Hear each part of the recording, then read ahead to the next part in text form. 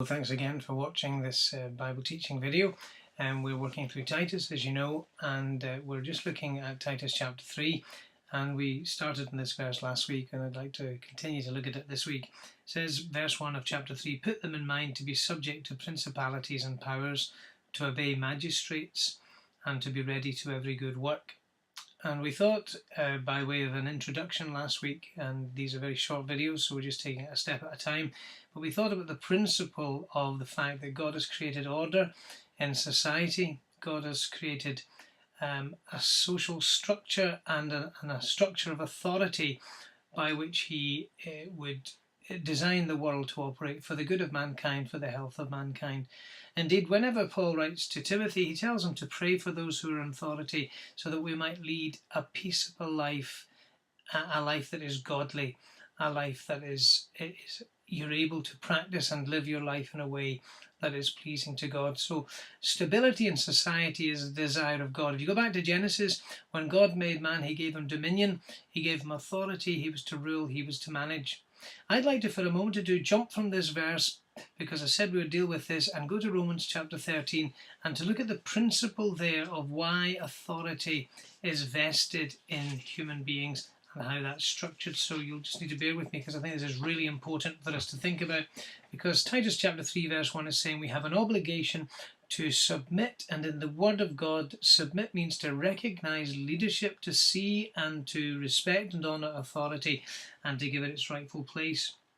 Romans 13 says that every soul should be subject unto the higher powers. In this context, it's the authorities, governmental, local government, government, national government, etc. Now it says there is no power but of God, the powers that be are ordained of God. So God is saying that He permits men to rule. Now they'll be held accountable for how they rule. You'll read the book of Daniel, we find that God tells us there that there are powers and authorities, and behind that there are evil powers, or there are spirit powers working behind the scenes in governmental affairs, in the affairs of men, world kingdoms, world empires, systems of government.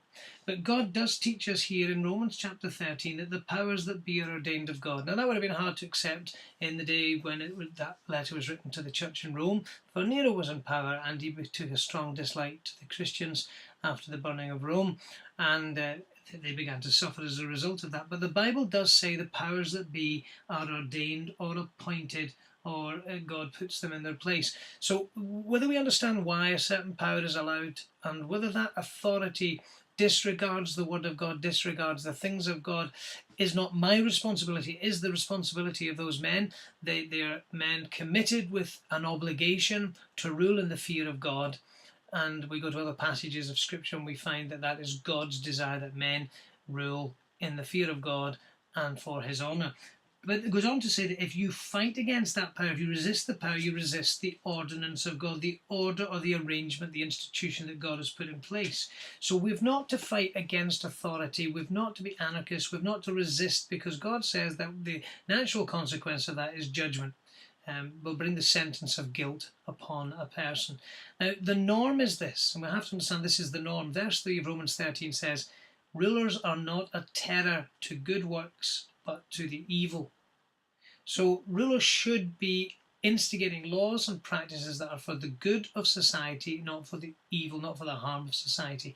And it says, if you want to remove any fear of that authority, then do what is good, and you'll have praise of the same. I want to take you to this verse.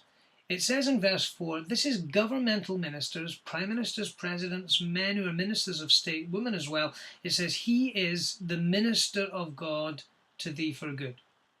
So this passage is saying that God gives men the responsibility to serve. That's why we talk about public service. That's why we talk about ministers of state, servants of the state, for your good. So they are appointed by God for the good of society.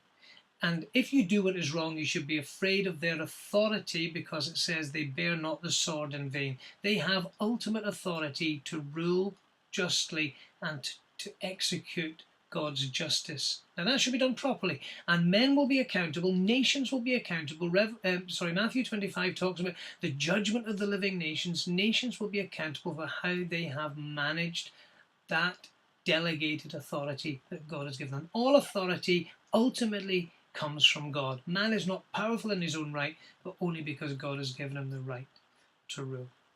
Now, we're not going to come back to this in another week. You tell me you keep going back to the same verse, but I do want us to notice that that plays out in practical things. It talks about paying VAT, it talks about paying custom, paying tax, about giving honour, about respect, and you work your way around that chapter. And as a Christian, you don't just do it because you might get into trouble if you don't, but you do it because you have a good conscience before God. It says that in verse number 5.